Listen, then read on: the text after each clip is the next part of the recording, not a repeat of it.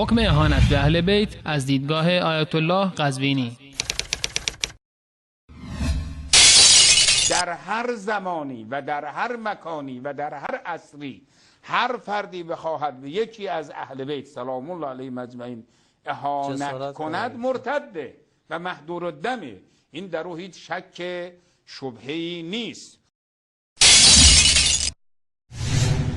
بله جناب آیت الله، هر فردی در هر زمان و مکانی و هر عصری به یکی از اهل بیت اهانت کند مرتد است و اهل سنت دوستداران واقعی اهل بیتند که اهانت به ایشان را حرام دانسته و هیچگاه به آنها اهانت نمی کنند. اما روافض که جز با زبان هرگز در عمل دوستدار و فرمانبردار اهل بیت نبودند، همیشه به پیامبر اکرم صلی الله علیه و آله و سلم و به اهل بیت ایشان در روایات مختلف توهین نمودند که ما به بعضی از آنها اشاره می کنیم.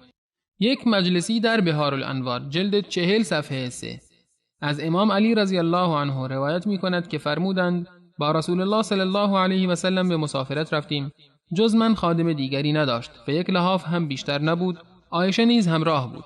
رسول خدا بین من و عایشه خوابید و روی هر سه نفرمان همان یک لحاف بود. هرگاه برای تهجد بلند می شدند با دستشان لحاف را بین من و عایشه پایین می زدند که به فرش پایینی می رسید. آیا این توهین به رسول الله صلی الله علیه و سلم و علی رضی الله عنه نیست؟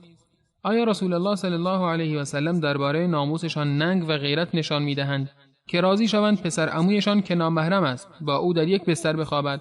وانگاهی امیرالمؤمنین چگونه تن به چنین حرکت غیر اخلاقی می دهد؟ دو کلینی در الکافی جلد 5 صفحه 494 شماره روایت 9536 از امام صادق رحمه الله نقل می کند که ایشان در مورد ازدواج ام کلثوم بنت علی با عمر ابن خطاب رضی الله عنهم فرمودند این ذلک فرج غصبناه، آن فرجی بود که از ما غصب شد. آیا این توهین به امام علی و دخترش ام کلثوم رضی الله عنهما نیست؟ آیا ممکن است امام صادق رحمه الله چنین سخن پوچی درباره بیت صدیقه طاهره بفرمایند؟ 3. هیچ کس در میان شیعیان مثل سالار اهل بهشت امام حسن ابن علی رضی الله عنهما مورد اهانت قرار نگرفته است. ایشان علاوه بر آن که از طرف شیعیانش مورد آزار و اذیت قرار گرفت، از اهانت و تحقیر زبانی هم در امان نماند. در رجال کشی صفحه 103 روایت شده است که سفیان ابن ابی لیلا خدمت امام حسن رضی الله عنه در منزل ایشان رفت و گفت السلام علیک یا مذل المؤمنین، سلام عرض می کنم ای خار کننده مؤمنان. فرمود از کجا فهمیدی که مؤمنان را خار کردم؟ گفت مسئولیت امت را به تو سپردند و تو از آن شانه خالی کردی و به این سرکش سپردی که به غیر قانون خدا حکم کند.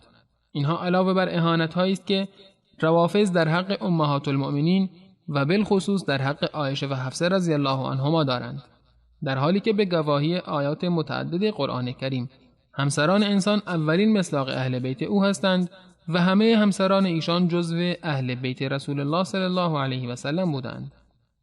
پس جناب آیت الله باید اذعان نمایید که این بزرگان شما و تمام کسانی که در حق اهل بیت علیهم السلام اهانت‌هایی را مرتکب شده اند مرتد هستند. والا نمیدونیم چقدر باید آدم پست باشه، چقدر باید آدم رذل باشه.